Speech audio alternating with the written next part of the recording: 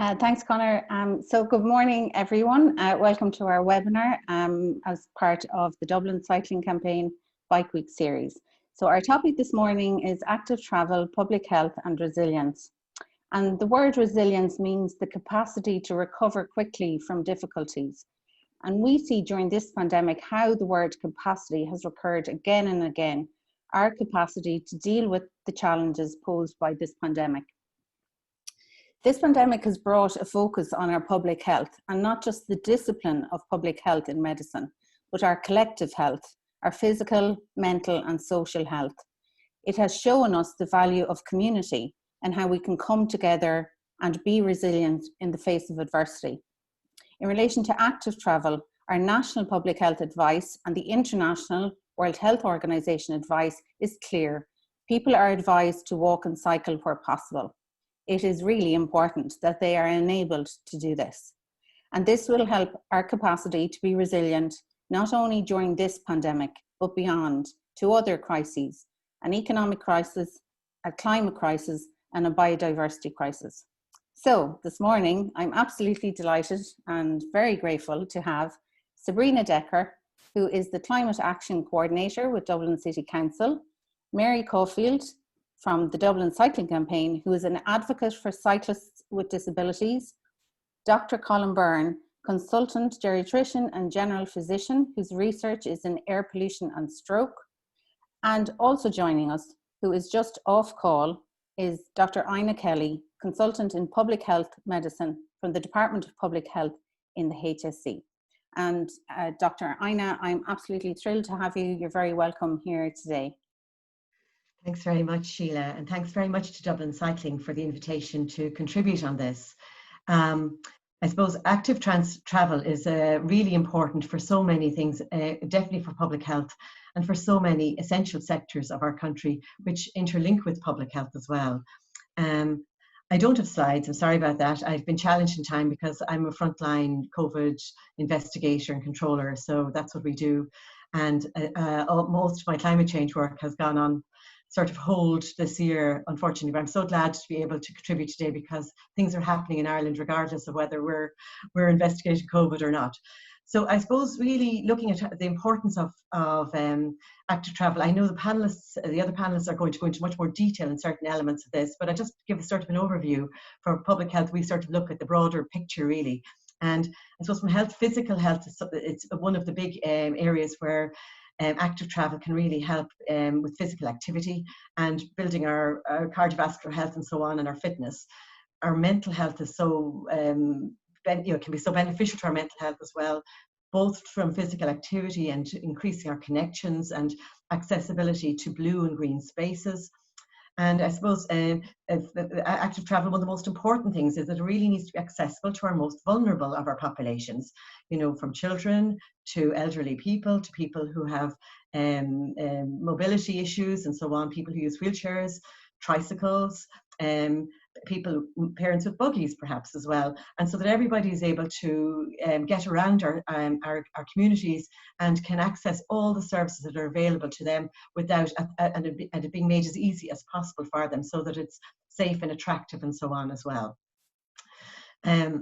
I think that another thing is it reduces inequality, because I suppose it's, in a way, it can be one of the maybe most cost-effective types of transport as well, and it increases greater equality, and therefore that health inequalities actually damage the health of the whole population. So reducing inequalities actually gives better health for all as well.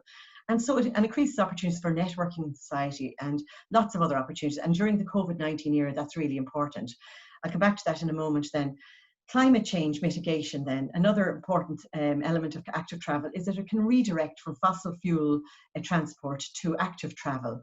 And if we redirect to active travel, we can reduce the use on fossil fuels. Up until recently, I suppose, up until 2020, we were thinking about public transport being the big alternative to fossil fuels, to, I suppose, private car use and so on.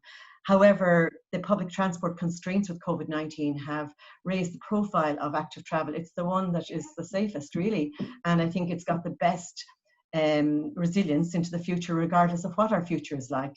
So it's really important that we actually plan for that. And from an air pollution point of view, I mean, there is just no safe level of air pollution. And Colm will be going into the detail of that. And we do have, you know, estimated over 1,000 deaths. You know, Colm will mention all this, I'm sure, so I won't go into that. But it's just so important that we design our cities, when you're living in urban areas particularly, that, you know, people are being exposed to traffic fumes, both within their apartments, within their houses, when they're outside and about as well.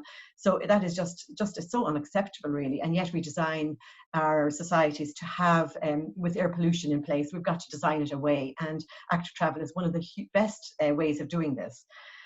So then again, back to COVID-19, which is what all I do now really at the moment. And our society is sort of changing with it. We don't have, there's no magic answer to it. Ideally, we should have eradicated its source. That didn't happen. Elimination is really difficult in a global world. So therefore, we have to possibly live with low levels of COVID-19 and keeping the levels down. And that requires everybody to do something about that. And we need to reimagine our spaces. People who live in urban areas are living in dense spaces. And so they, I just keep an eye on the time, sorry now. They're living in dense space, so they need to be able to get outside, out and about, and be able to share the space and be able to access, you know, alternative places, so they can actually have a happy life, really. And active travel then allows people to access places that are within the range of their active travel, whether it's cycling, walking, or tricycle, or whatever it is. And so it's really important that we can meet without being close contacts, and outside is the way to do that. So active travel facilitates that too. So there's just so many opportunities within urban spaces to fix all of this, but of course it requires integrated planning, and we don't really do integrated planning too well in Ireland, and that's one of our problems, really. I know that planning occurs in silos, and I know I work with climate change. I work with Climate Change Advisory Council, and I've been working on the Adaptation Committee, and I realise that there's no way we can actually adapt in Ireland without integrated planning. Because when we develop something in the health sector that has an impact on the transport sector or whatever, then that's no good. We have to, you know, with adverse impacts, we need to be doing win-win-wins everywhere we go. So that means we all need to be planning together so that we can make it a safe, accessible for all.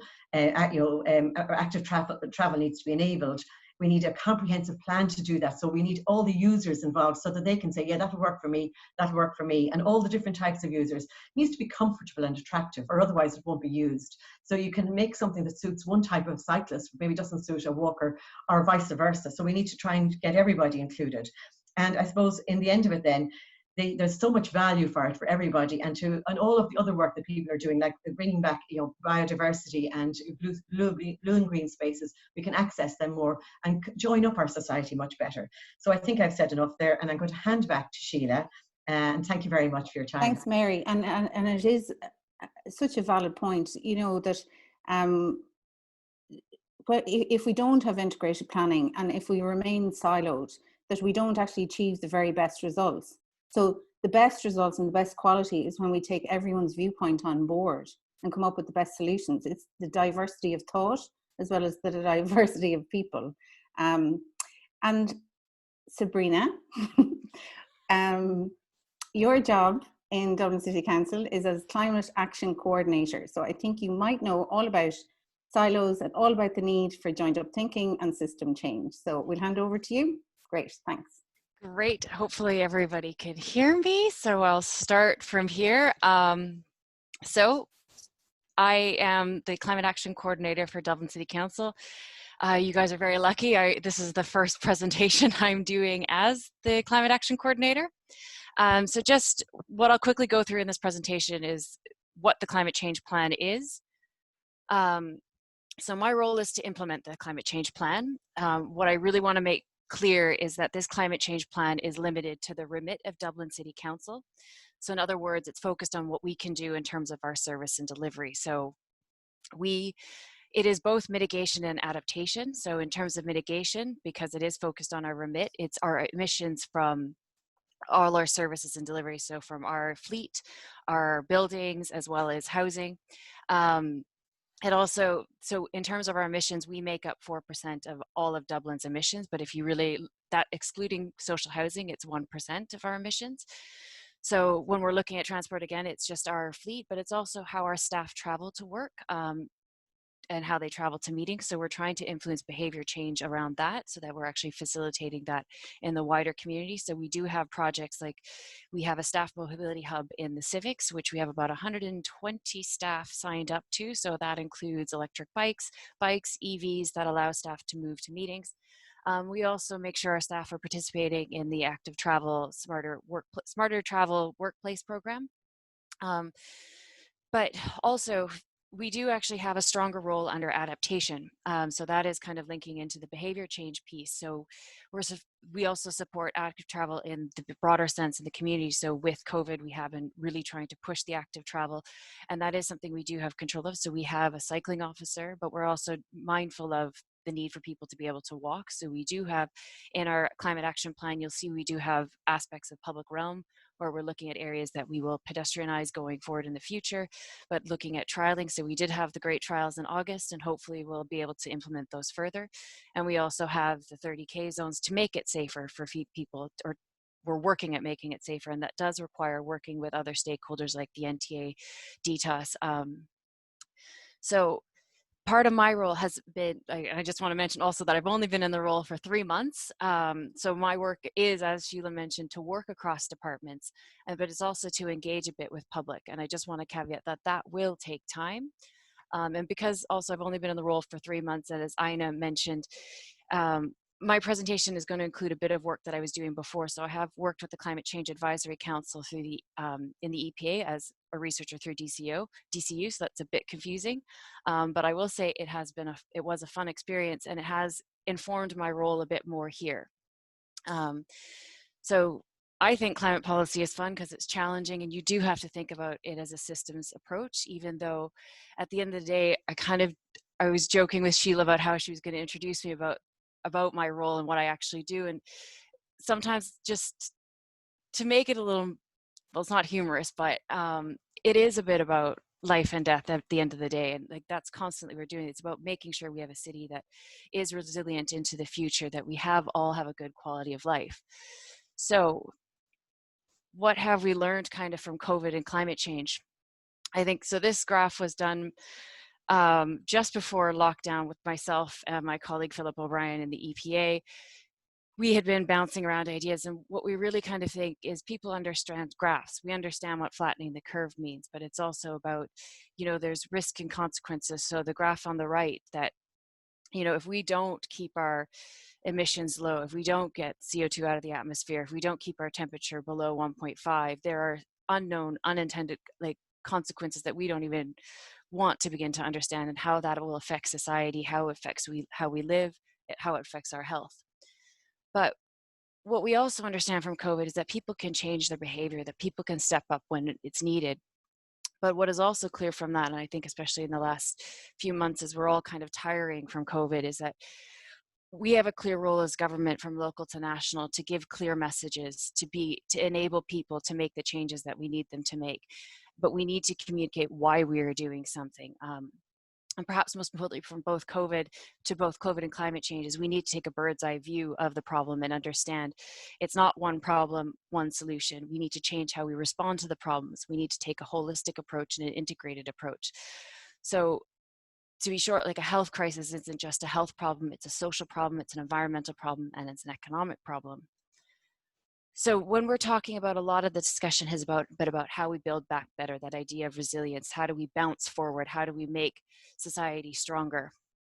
And a lot of that links into climate justice and the just transition. And a lot of the just transition dialogue has been focused on Bord na Móna, and right now government is focused on what we're doing with peat workers. But a just transition is also about how we as Dublin City Council work, and how do we actually make sure that as we transition to a low carbon future, that we actually respond to that, and that we reach those, we make it an equitable transition, and that it's inclusive. It will require all levels of government to understand how climate will impact individuals with their different needs and wants.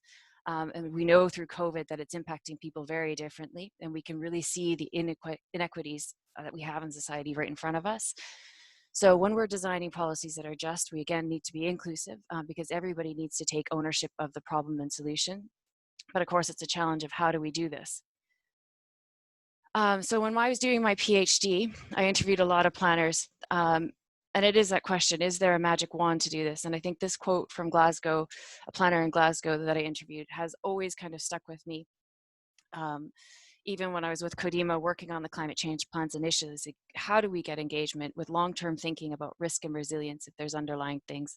Lack of education, bad experience, and that experience, whether it's being with government or whether it's being with a neighbor or anything, bad social issues, poverty, deprivation, perception of government. How do you engage with people at this high level of why do we need to respond to, say, climate change, or why do we need people to wear masks when, you know, there's issues that are at the bottom that people might not want to engage? And that's kind of a challenge that I'm facing in my job, is how do we engage with the people that don't necessarily engage? So it isn't going to be easy. So I would argue that health, to me, even when I was doing my PhD, is that one that's a magic wand in a way. Especially if we look at it from the social determinants of health, we start to understand the knock-on effects of policy, and that, you know, housing isn't just a roof over someone's head, but it's the quality of the housing that determines their well-being, the location of the housing that determines how they move about the city, whether they have to take the bus or whether they have to drive a car, you know, to get to work, to do fun things, to meet friends. Because I think one of the challenges when we are looking at transport is we tend to zero in on the commute for work. But in reality, is people are moving about the city for other reasons. Like, I think not right now, you're not moving around to socialize, but, you know, when we can again, when we can go socialize, we want people to do that easily and quickly. But we are also start to understand the choices that people make when we look at the social determinants of health. So we start to think about why people might prioritize, you know, how they spend their money, and we actually need to consider that. So for myself, choosing to cycle initially as a student it's the only thing I could afford. Getting to UCD wasn't easy. The bus was expensive. It was not easy to figure out the bus routes as a new person to Dublin, like 8 years ago when I arrived. But it's also like, if anybody knows me, I just get sick on the bus, so it's just not a choice for me at times. But cycling, even actually my first 4 years, I'll confess, I didn't really cycle a lot. I preferred to walk the 45 minutes to UCD, but now I do cycle. But it's something about building confidence, but it's also, for me, it's a bit, you know, I enjoy seeing the city, but it's a great experience, but it's also improving my health. And I was just, in preparing this, I was talking to Síle about, you know, I had an injury a while back, and I'm glad I can cycle. And I was thinking my mother back home, where, you know, she has limited choices. She can only either walk or drive somewhere. But if, you know, she had those other options, what they are. So it's about access as well. Like, when we start to think about how people choose things, we start to actually think a bit better about how we design it. So going forward, I'm being a bit cheeky with this slide. So a little bit of my research, just a bit of background, was on agriculture and the just transition. And really what came home to me was even agriculture has a link to transport. We all have these links. We have to think about how we actually do all these things. We have the tools that we need. We need to collaborate. We need to work across different departments. We need to actually realize that, you know, not one person holds the solution, but that other people have ideas that might inspire us. So we definitely, the tweet from My Bike Dublin, we were inspired by how the farmers protested. We can do these things if we start talking to each other. We also need to be a bit more innovative in our thinking and think about how we can, this is also probably more for myself, how I communicate how we're responding to climate change and how we engage with people, that it, you know, it isn't just a public consultation, but we actually actively go out and talk to people. And we have done that with the COVID plan. And I think Patricia and Brendan have done an amazing job with that, and how they've talked to groups, and we're still learning. And I think I'll make a call for patience on us. And I think more importantly, when we're doing this, is we need to think beyond us today and what we need, but also to the future. Dublin is going to be here in 2020, in 2100. Well, hopefully it'll be here. We will not. So, and I think I just want to leave everybody with the last kind of question to think about. What is our collective legacy going forward? Like, what do we want the city to be like? What do we want to leave behind?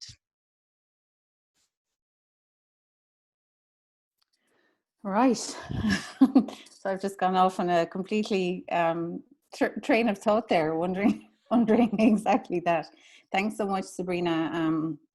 Yeah, that was really thought-provoking, especially that idea of community engagement and the need to kind of reach out to people, not necessarily a passive engagement, waiting for them to contact the council or the local authority, but rather, yeah, a proactive move to reach out to people that you may not necessarily hear from. One person who you're definitely going to hear from who's been a fantastic advocate for cyclists with disability is Mary Caulfield, a member of Dublin Cycling Campaign. Mary, you're very welcome. Good morning. Hi, everybody. My name is Mary Caulfield, as you just heard there, and I am a person with a disability. As part of managing my disability, I use an e-bike. I use a rollator walker, which is one of those walkers that you push along on wheels. And my one comes with a seat, which is really the primary reason I use that particular walker, is the lack of public seating. And as part of managing my disability, I can walk so far, but then I need to sit. And if there's no public seating and I'm outdoors, then I have to bring my own. So my rollator walker is my private seating in the public realm.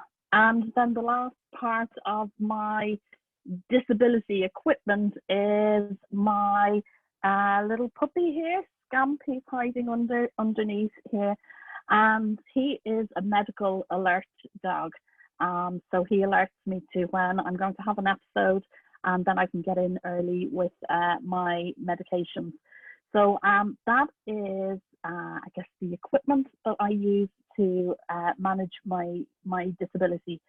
And the event, I suppose, that led me to acquiring my rollator was a hospital appointment. I had an appointment at St. Vincent's Hospital in Dublin. My e-bike was being repaired at the time, so I decided to get a taxi. That was fine, got to the hospital, had my appointment, came out of the hospital, and it was coming up to rush hour. And nobody would take my fare. No taxi wanted to bring me home. I came to the conclusion that perhaps it was because it was a relatively short journey, but there I was outside St. Vincent's Hospital, needing to get home. The nearest bus stop is over at the Merrion Centre on Nutley Lane, but it's one of those bus stops that has no bench. So if I got there, I wouldn't be able to sit down. If I sat down on the ground, I actually don't have the strength in my legs to get back up again, even if I was prepared to sit down on the ground. And it occurred to me, why does the bus not come in to the campus, to the hospital campus? Why does it stay out on Merrion Road? There are two entrances and exits. The bus could easily come in one and go out the other. That doesn't happen. So I ended up having to walk. I found a wall outside the Merrion Centre. I was able to sit on that. That kept me going for another little bit while I walked to a bus stop that had a bus that wasn't going where I needed to go, but I could sit on their bench. And I got as far as the railway line on Sydney Parade Avenue, and the gates came down, and I couldn't get across, and there was nowhere for me to sit. And a man came along in a very nice Range Rover, and I looked longingly at his Range Rover and thought, will I ask this stranger, please, mister, please can I sit on the floor of your car, because my back's about to break. I didn't. I actually just lay over the gate across the railway line, and anyway, I eventually got to my bus stop that had a bench at St. John's Church in Ringsend, in Sandymount, and got my bus home and thought, that's it, I have to do something. This is just not manageable. This doesn't work, and I cannot wait for the local authority, Dublin City Council, to provide public seating. I just can't wait long enough. I'll have to provide my own.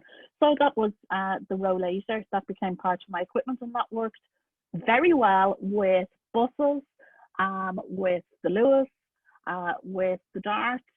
In the meantime, my puppy was being trained how to do all of those things. It all went swimmingly well, and then COVID came along. And with COVID, then I had to withdraw from using public transport.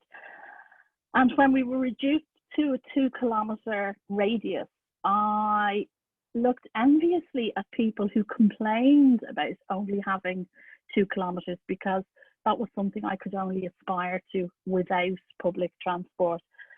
So I put on my thinking cap, and I tried to come up with how I could either use my e-bike, but if I got to a shop and there was a queue outside, and queues had begun to form as part of COVID, I wouldn't be able to stand there long enough. And it's part of having an invisible disability.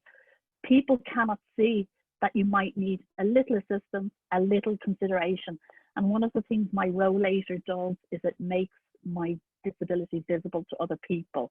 And people, the vast majority of people are considerate and helpful, which is great, which I find great anyway.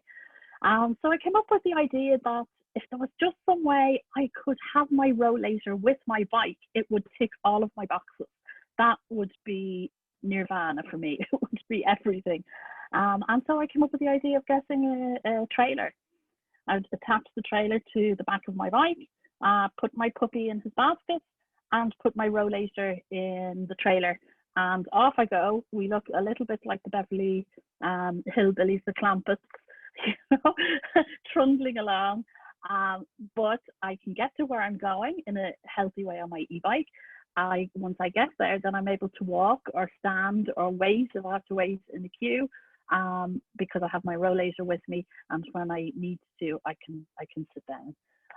So that worked very, very well for me. I did, unfortunately, I don't have a photograph with me. I did have a photograph of how my bike with the trailer and the rollator doesn't fit very well with the bike parking that we have. It's up at Sandymount Strand, the photograph, and you can see that it doesn't fit very well there. So we need to start expanding how we think about getting people onto bikes, but once they get off the bikes, then we need to park them, and the type of bikes and the type of people. We need to expand all of that. And just before I finish, I mentioned they're parking the bike up in Sandymount, and it's one of the places where if I don't bring the rollator with me, I bring the bike, I can walk, because there's a series of benches along the promenade. And I wonder if that has anything to do with Sandymount's history. It has a particular history with people with disabilities in that it currently has the National Rehab in Roslyn Park. It has Enable Ireland on Sandymount Avenue, and it previously had MS Ireland on Sandymount Green. So as a village, it has a particular interaction with people with disabilities. So I was particularly saddened that the trial of the cycle track didn't go ahead in Sandymount, because I think it would enable people with disabilities to be able to get out under their own steam if we provide a safe place for them to cycle. If we help people with disabilities access any kind of modified bicycles that they may need.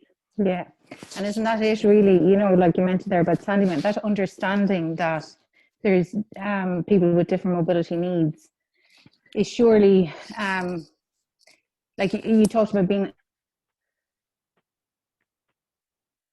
Síle, can you just move your hand from the mic? Sorry. Sorry.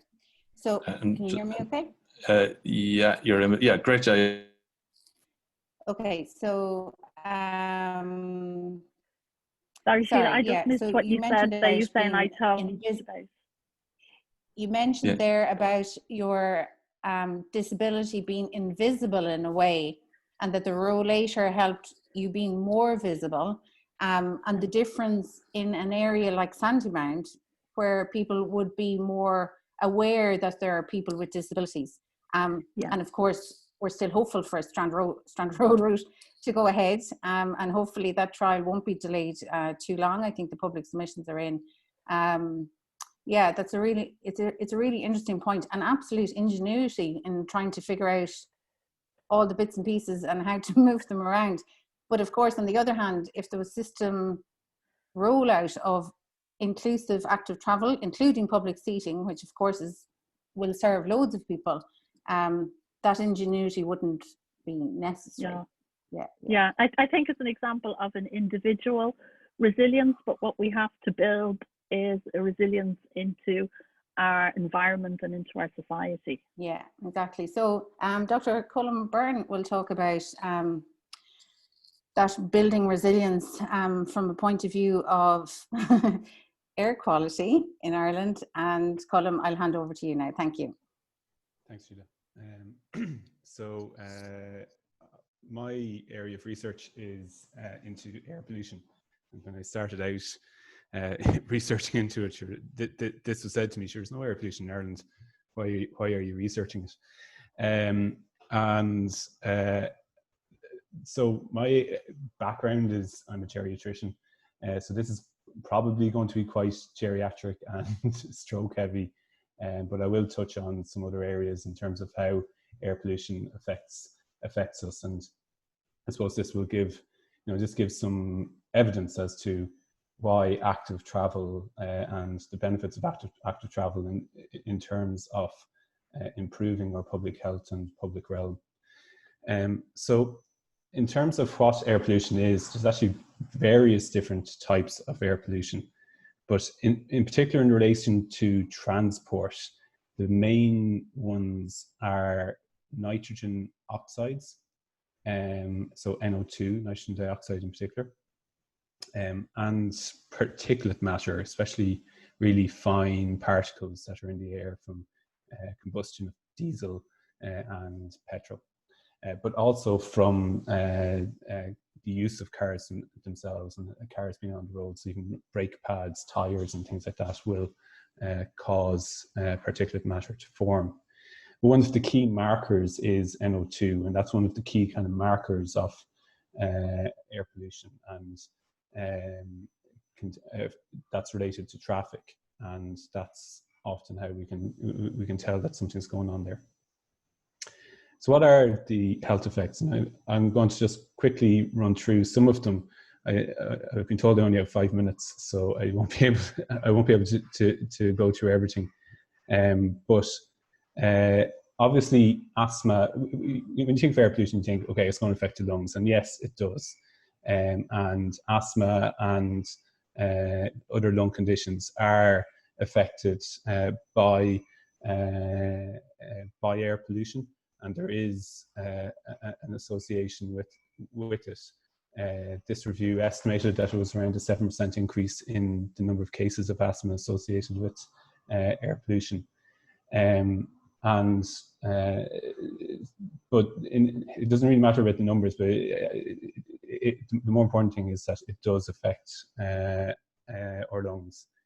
It also affects our heart, because it both causes inflammation in the body, and it also can, some of those particles can actually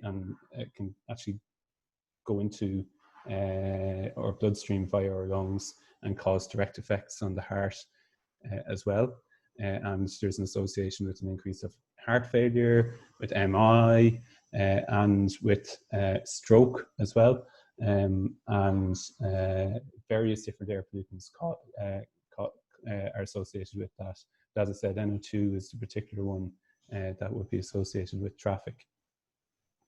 But also things like dementia and Parkinson's disease as well are associated with air pollution, and there's numerous studies have shown that there is an increase in the incidence of Parkinson's and dementia, both in the short term and the long term, when it comes to air pollution and being exposed to it as well.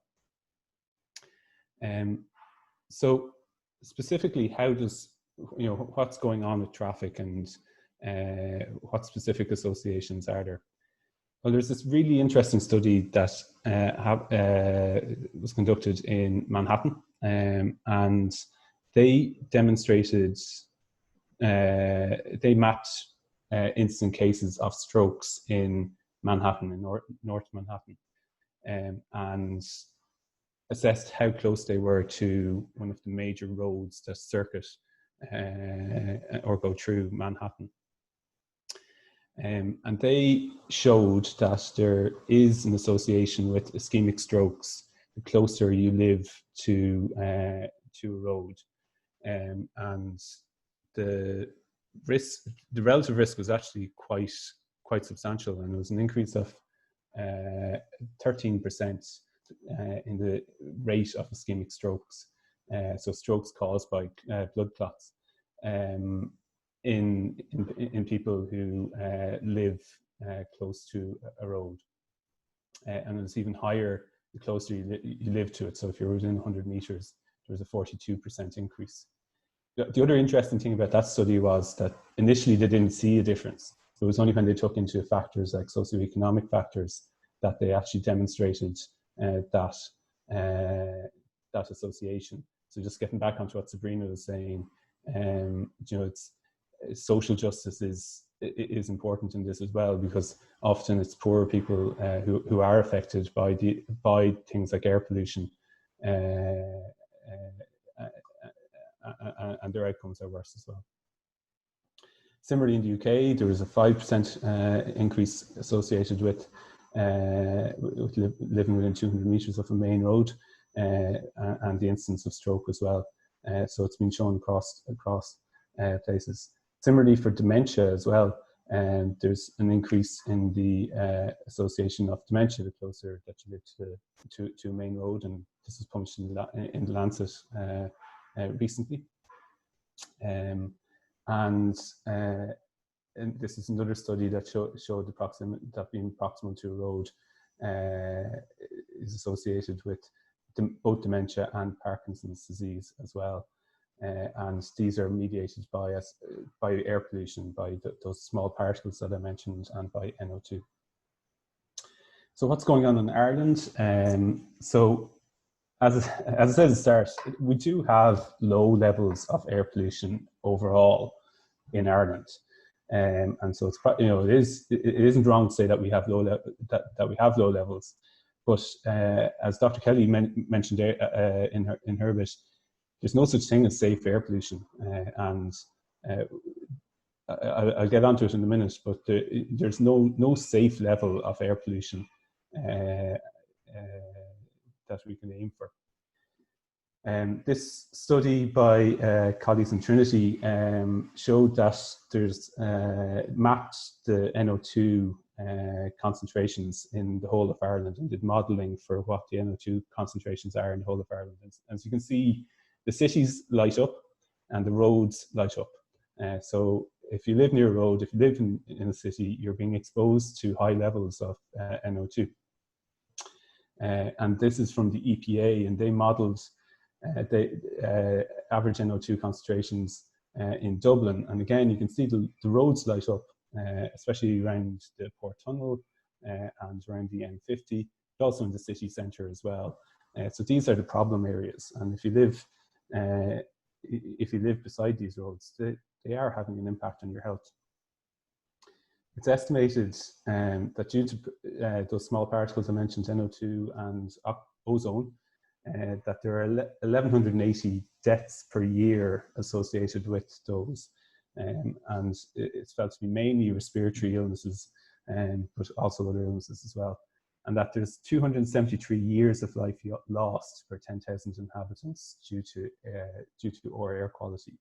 And as I mentioned, we have low air quality, and we're still being affected by air pollution.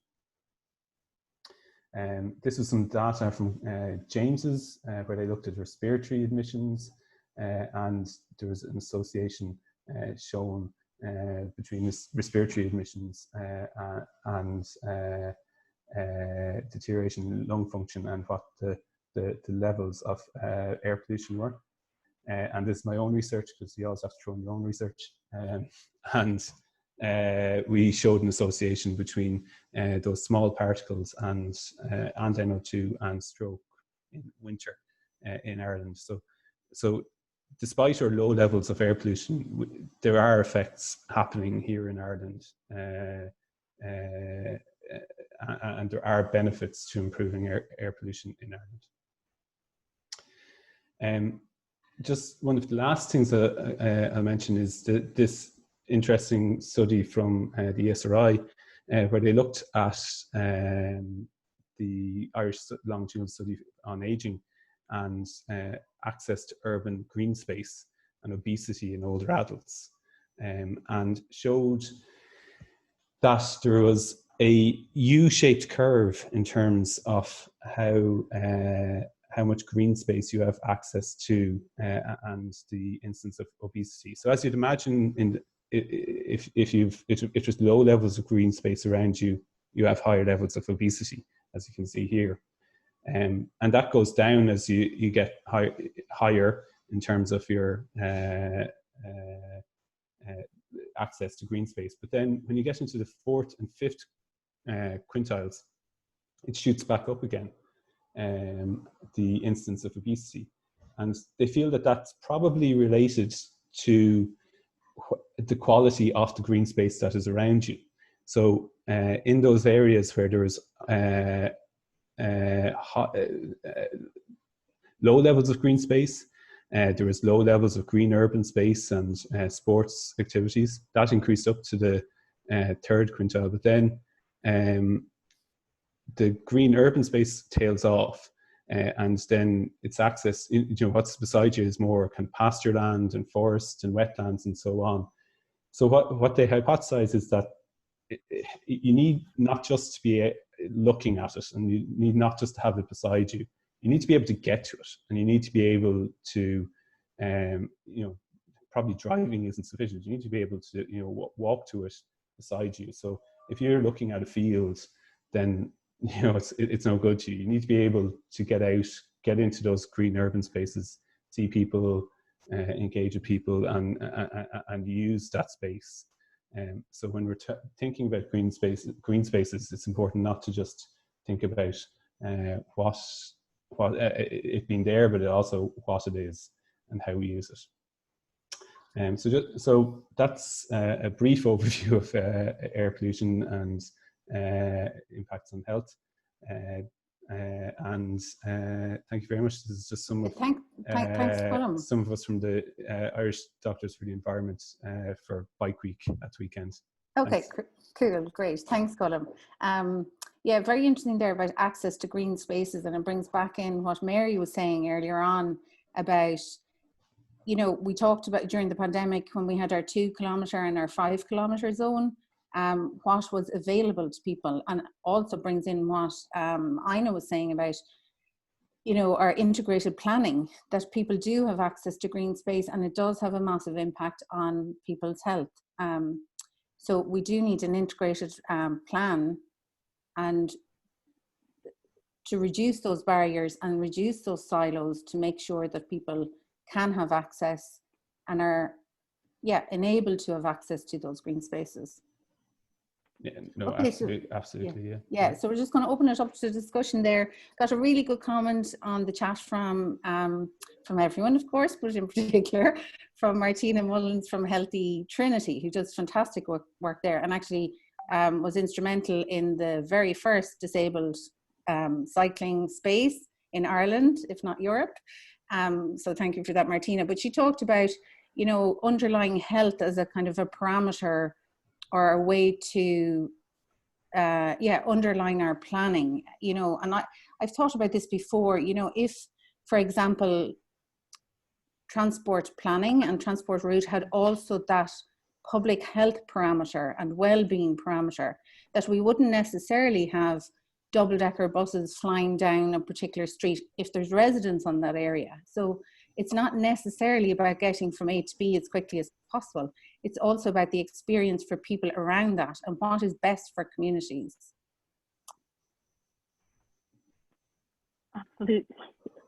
And getting to the bus, you know, I mentioned the bus stop and not having a bench at a bus stop, but also when people are thinking of maybe reducing, maybe they've 2 cars, they might think of reducing to 1 car, and they're saying, well, how do you get from this place in Dublin to that place in Dublin, because I have to leave the kids there, and then on to this other place in Dublin.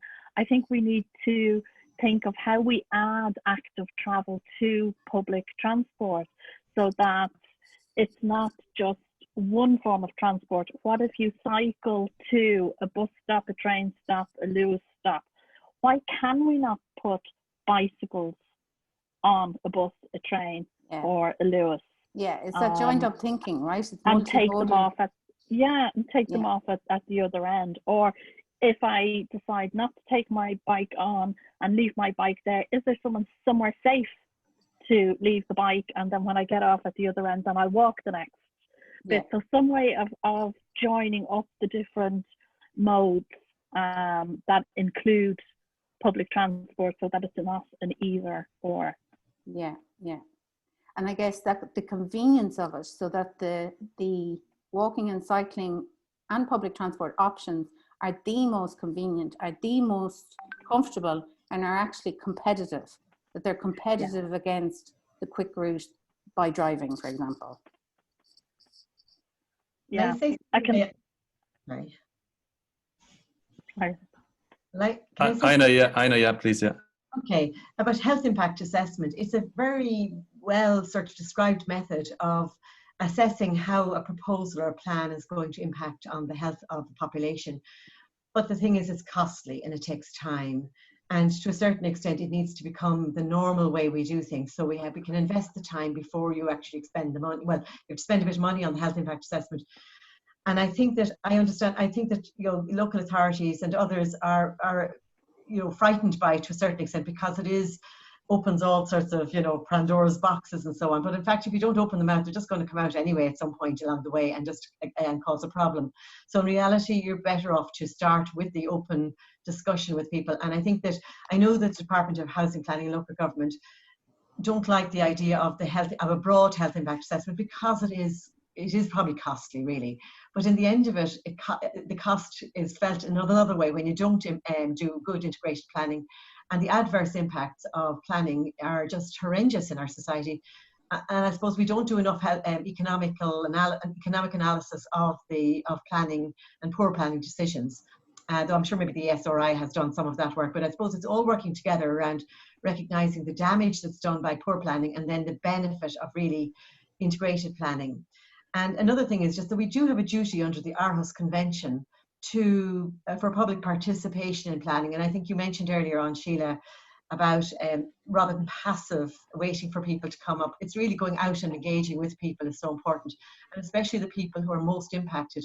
I suppose in a way, people who have got who've got accessibility problems are the people who need to be at the top of the engagement, because that allows them. I mean, they're the need the most. Where the need is the greatest, you need to have most of the engagement. So I think that just that we need to have more open idea now. And I think one of the factors that might help us to look at it is COVID-19, because commuting is really going down, isn't it? I mean, so many of us are working from home some of the time, or working from home all of the time.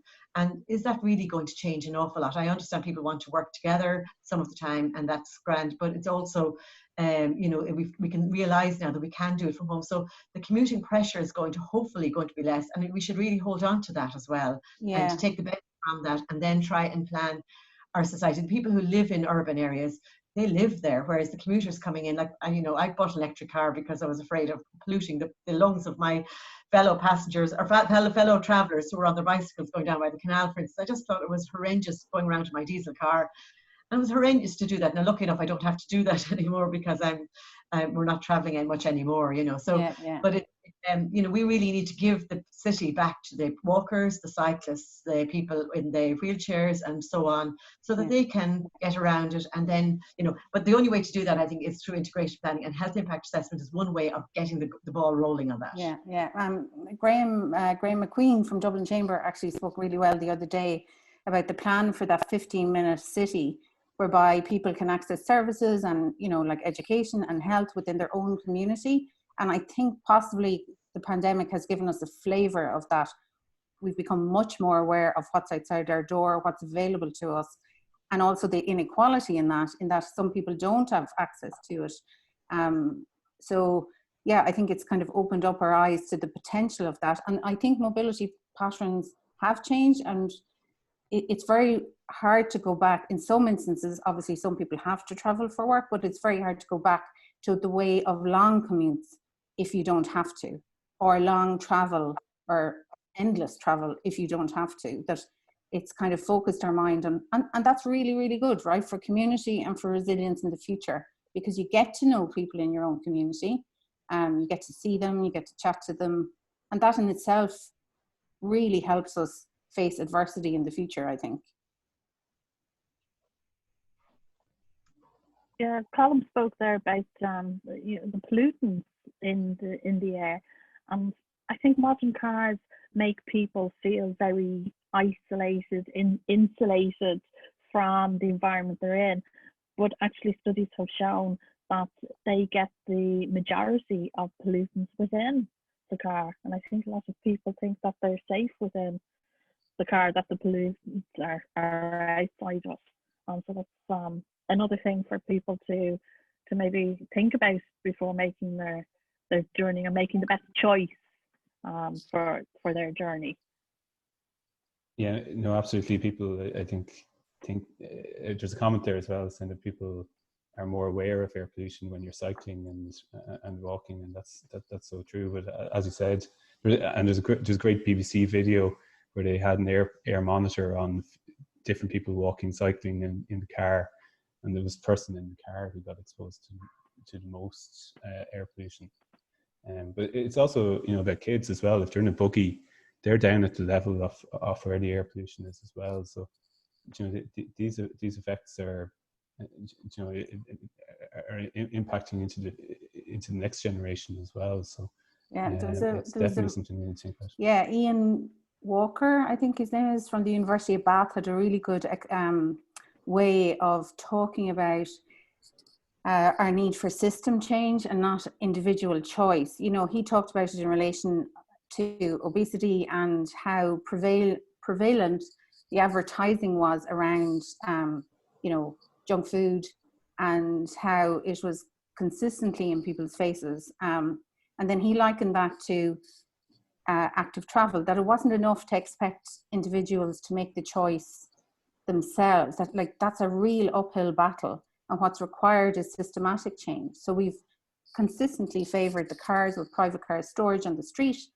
It's more convenient to go by cars when we look at permeability of housing estates, and that we need systematic change to essentially disrupt our transport patterns to make us consider, well, what's the most convenient. And Colm mentioned there, you know, the pollution inside cars, and yet that is not part of the advertising. If we take, for example, smoking in the tobacco industry, right, the warnings went on the boxes. There's no warning when it comes to cars. So they sell SUVs which are very high emitters, and the music is playing, and there's no traffic congestion, and there's no sense of the dangers of it.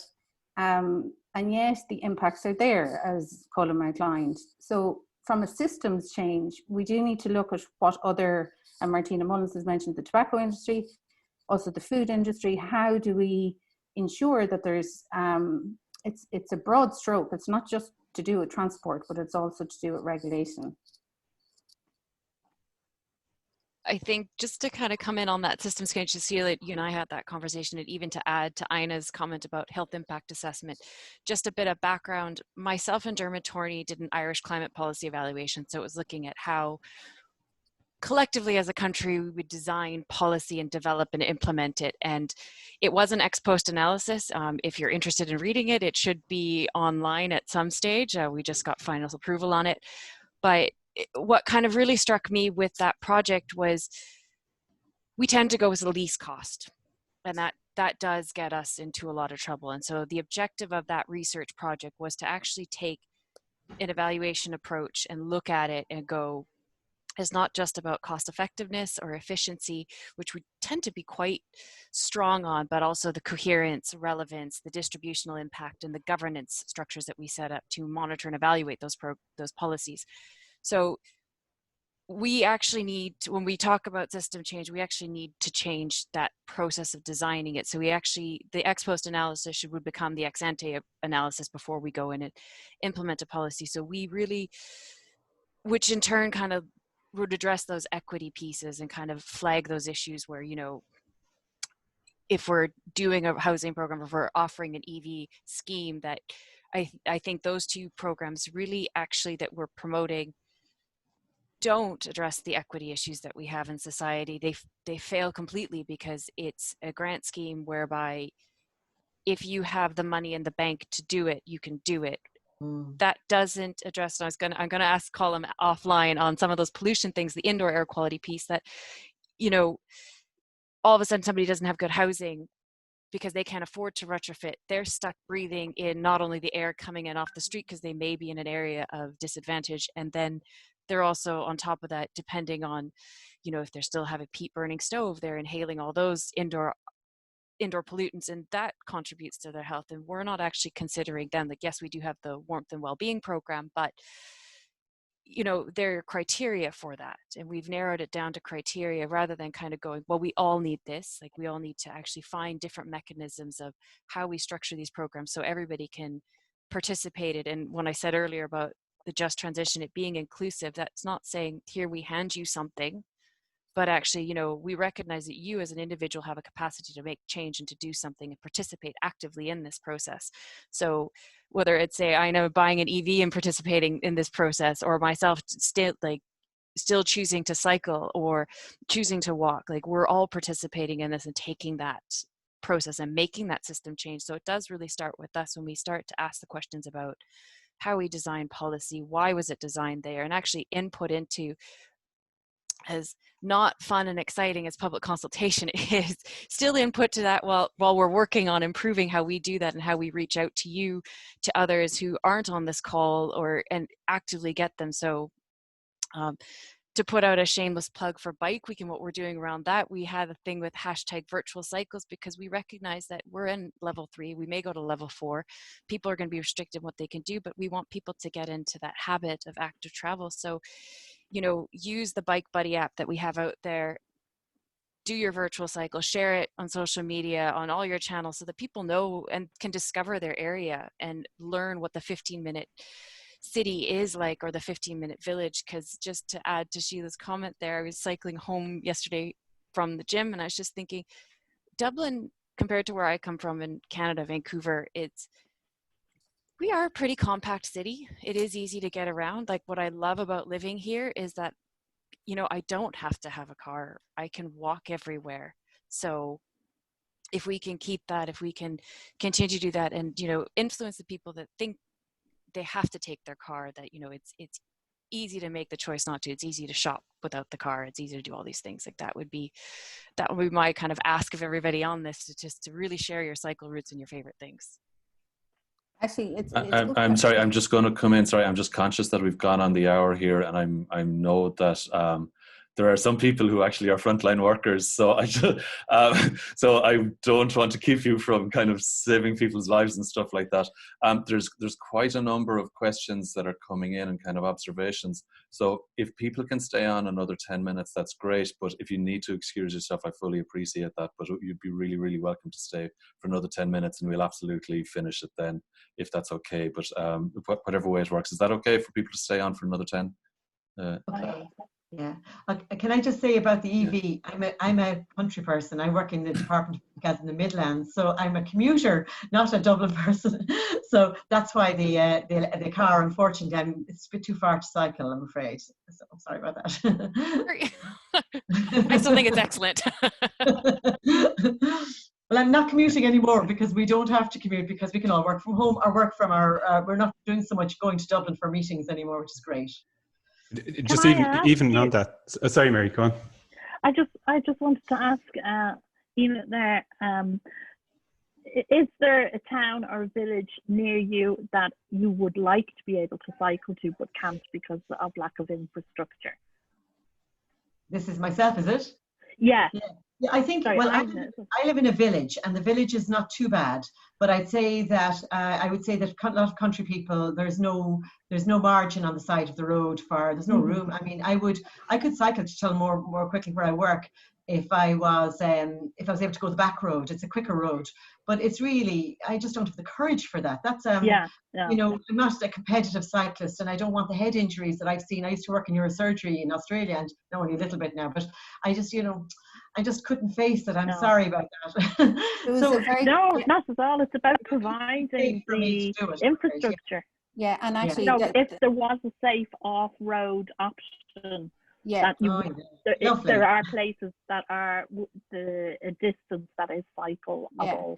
And that's the potential that needs to be harnessed more, is the potential of what are often seen as tourist and amenity projects like greenways and blueways, that they themselves offer huge potential to be part of an integrated rural network for active travel.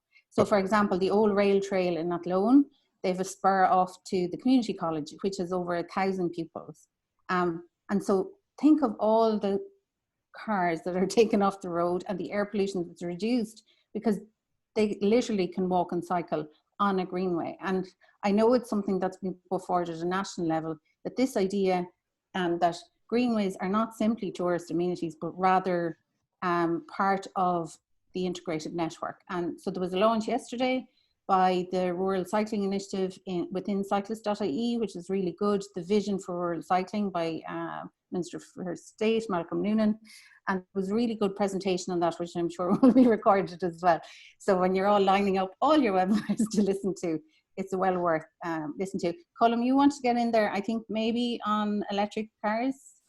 I just wanted to say, and it kind of links into it as well, is we need to integrate our public, you know, I live in Naas and I cycle to Salins to get a train in here, but and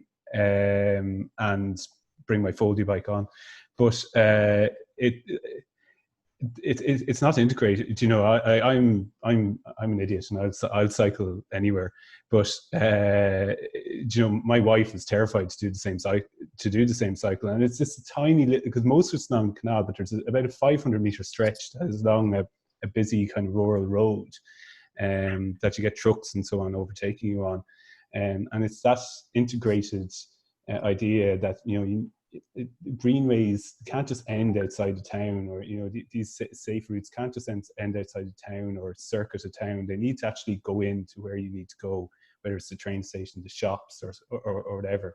And too many of the greenways around Ireland don't do that, and are designed for tourists and for you to drive down to, cycle on, and then drive back away from, and they're not designed for locals. Yeah, and there was a little clip on RT yesterday about walking, and obviously it's great if we can encourage people to go out and be physically active, but it kind of broke my heart a little bit, because a village, you know, they went to the GAA grounds to walk because it was safer and they had lighting. But in actual fact, we need to make sure that right outside our door, wherever that door is, allows and enable people to walk and be active, walk, cycle, wheel, be active. That it's not enough to expect people to go to a destination to do it. It needs to be kind of ingrained and inbuilt in our built environment. If there was one thing, because I'm quite conscious of time, if there was one thing that each of our panelists would like to change, magic wand, blue sky thinking, no restrictions here.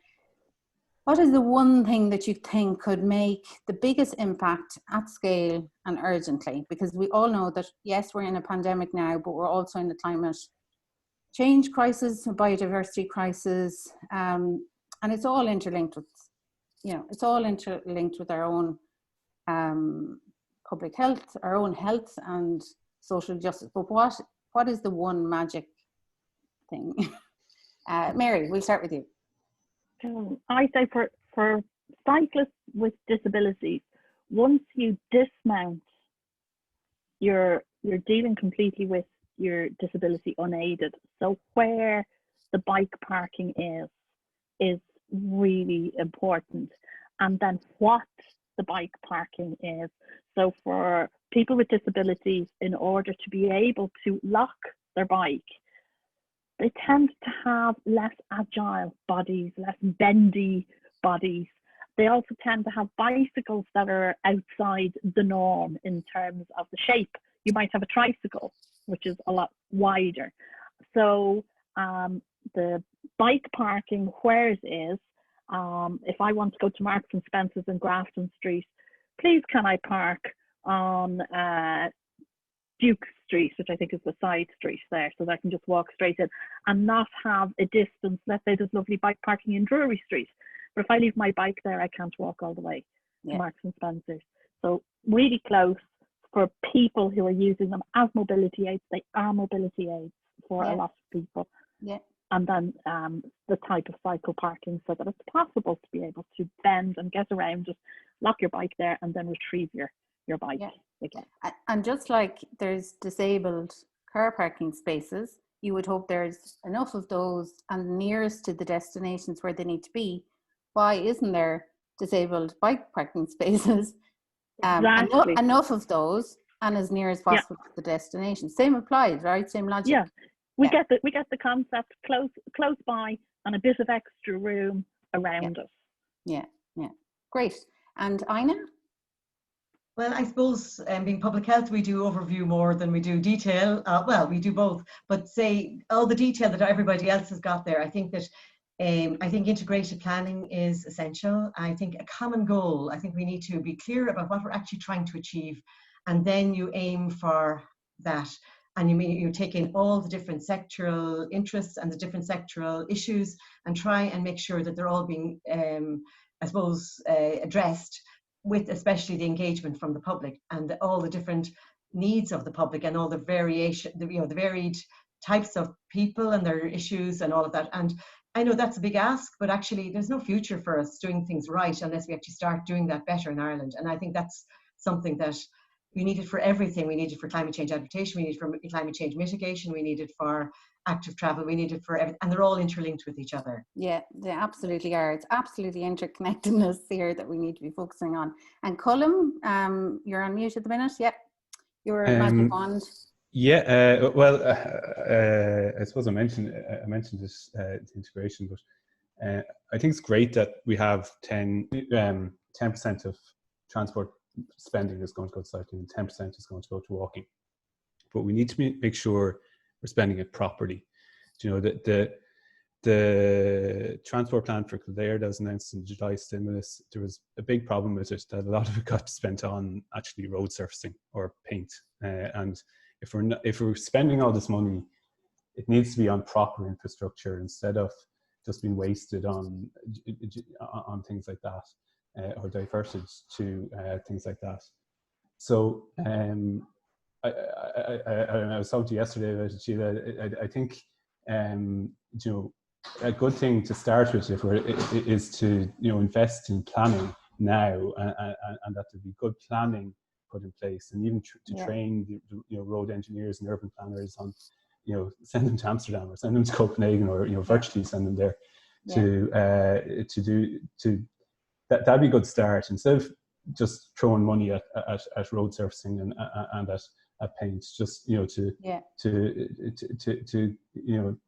let's do a little bit of planning before we start. And I think we have to realize that there's a legacy there of focusing on roads. So the skill set and the knowledge base, or the build-up of knowledge, has always been about design roads, widen roads, how do we get fast. But the skill set for the design of active travel infrastructure, we need to build that up, and we need to build it up as a country. The legacy has to be there. It can't, we need to start focusing on that and make sure that the local authorities have the capacity to roll out quality, really well designed, inclusive active travel. And speaking of local authorities, Sabrina, you're magic. I get the final thought here. Sure do. So you better knock it out of the park. No pressure whatsoever. I think just to tie what Mary, Ina, and Colm have all said about planning, and to link it back to what I was saying earlier about and I know you have Eamon Ryan later today, and it's just something that he said to me once was, we need to hasten slowly. This idea that, you know, a lot of our decisions, like what I said about the Irish climate policy evaluation, is that we make an economic decision based on a cost-benefit analysis, a tight time frame, but we actually don't think long-term. And that was that last bit of my slide, like, what is our legacy going forward? Like, we need to think long time scales, not 2-3 election year cycles. And we as voters have that capacity to kind of make it kind of consistent across every election cycle, and how we get politicians to think about this, because they unfortunately hold the wands in a way, and but we can influence them that way. But we need to, I think, take the time to think about what we want, and not react. And I think we have a history of reactionary policy in Ireland, and we need to slow ourselves down a bit and think carefully about the long term, about how we design that. And just to kind of speak on that planning piece, like, we have, as the climate change team, which is interestingly 3 people in the council at the moment, in addition to the CARO, we are coming into the development plan cycle for the next development plan, and the development plan team has been excellent in talking to us, and we're looking at how we're going to climate proof the next development plan, and actually think about that, how we're going to actually make sure that all of these pieces fall through, that a cycling greenway isn't just a cycling greenway, but something that builds our adaptive capacity, builds our resilience to extreme weather events. You know, so the Clontarf to city centre route, it's going to be a sustainable urban drainage. It's going to also have to do things for biodiversity. It's going to have to be rewilding.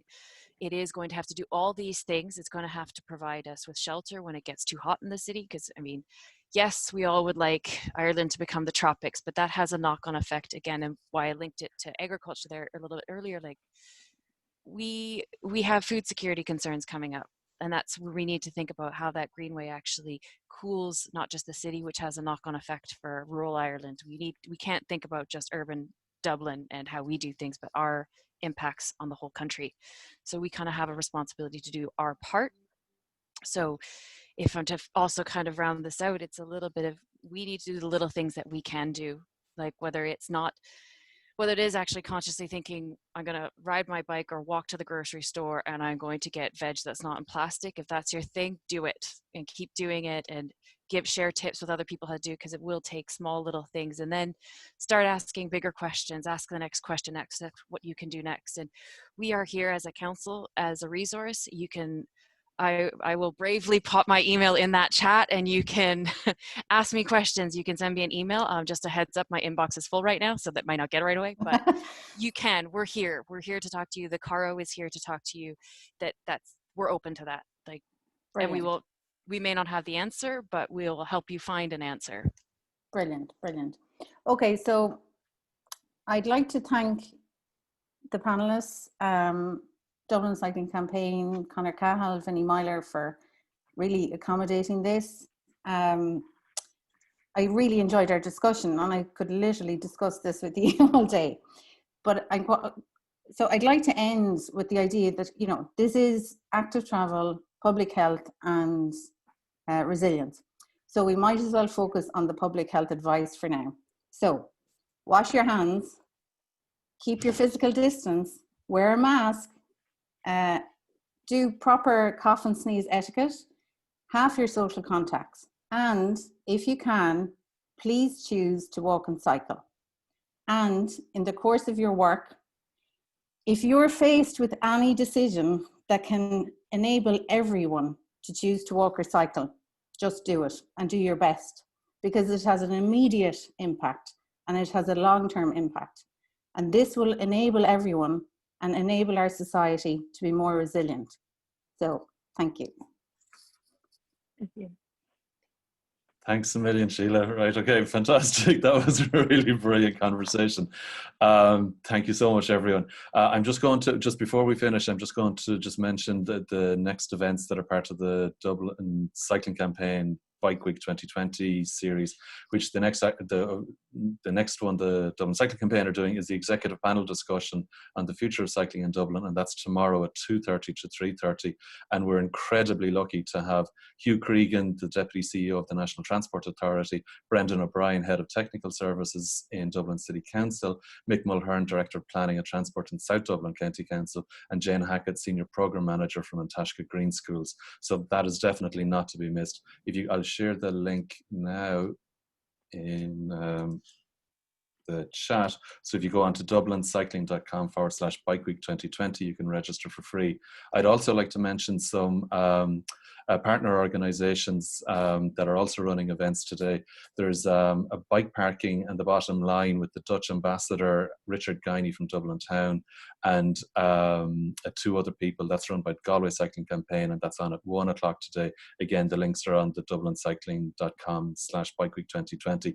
And also this evening, there's going to be a really interesting discussion with the Minister for Transport, Eamon Ryan, on inclusion and mobilities. And again, if you go onto the dublincycling.com/bikeweek 2020, you can find the links to register for there. And just, sorry, 2 more. There's a Galway Cycling Campaign webinar tomorrow at 1 o'clock on safer roads, safer cities and better lives. And then also on Sunday, there's a virtual screening of Motherload, an amazing movie and documentary on families that have found cargo bikes working better for them. So again, I just want to say thank you very much to Mary, to Ina, to Sabrina, to Colm, and Síle, of course, and an enormous amount of thanks to Vinnie Myler, who's been keeping the show on the road, without which none of this would be happening. So thanks a million, everyone. Okay, great. Okay, thank you. Thanks. Thank you. Bye, Thank bye, you. bye, bye, Bye. bye. Thank you. Bye. Bye. Bye.